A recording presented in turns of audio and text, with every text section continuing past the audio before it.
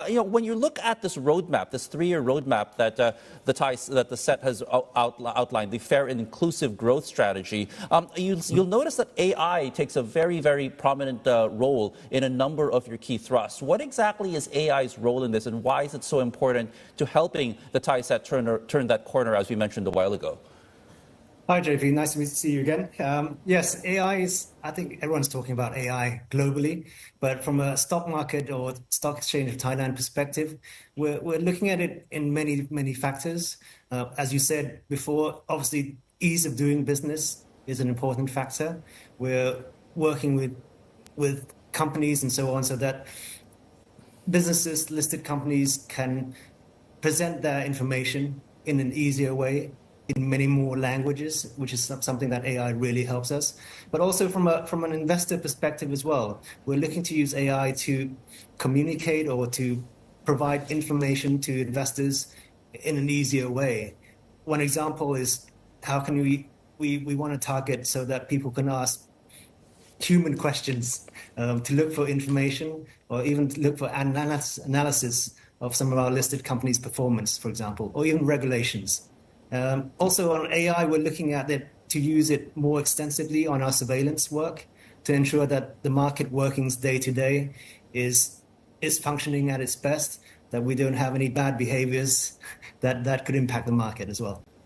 Right. That's the thing I think that's been the cloud, if I may call it that, on Thai markets, and really one of the reasons why confidence we've seen has been questioned in the Thai markets, if you don't mind me saying so, sir, is the fact that there is a need to restore that after the number of corporate governance issues that's hit some of the prominent listings on the Thai set. So how might AI actually improve confidence or restore investor confidence for the Thai set, not just in terms of reporting? Are there other ways in which it can actually improve that or restore that investor confidence that's been hanging over you, for lack of a better terms, if you don't want me saying?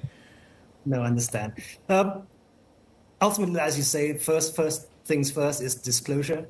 We're a disclosure-based market. So with AI, hopefully the disclosure can be more in-depth, can be more intuitive, can be easier for everyone. But from a surveillance, from a regulatory perspective, there's so much information out there. So we're using AI to track trading records every day. We have upwards of 500,000 transactions or trades in the market that we need to keep an eye on to make sure that there's no bad behaviors or there's no manipulation, so to speak. And we report that to the market. We make the market aware of some of these activities. On the flip side, even for the listed companies, there's a lot of information, not just on the sort of financials itself, but the notes to the financials, for example, do contain information that are important for investors to know. We're using AI to analyze, to look for keywords, to look for key activities or key transactions that are reported in these notes so that we can make the market investors aware, for example. Okay. Asadej, I'm curious because you just launched this initiative, and as you mentioned, AI being a cornerstone of this. And one of the key things, though, is making sure that your listed companies on the stock exchange of Thailand adopt AI. Now, you're doing a lot to try and support the adoption. What's been the take-up so far? I know it's early days, but what's been the take-up so far among the listed companies on the stock exchange of Thailand with regards to these AI initiatives that you're trying to support them on? There's a lot of talk at the moment, to be honest. We're looking at, there's different companies at different stages of how they want to apply AI to their businesses. A lot of companies are looking to streamline or enhance productivity via AI, but also looking to help in their reporting process as well. So one example is we have our carbon ecosystem project this year that tries to, or at least wants companies to look at how they report their carbon footprints under the IFRS S1, S2, and eventually S3.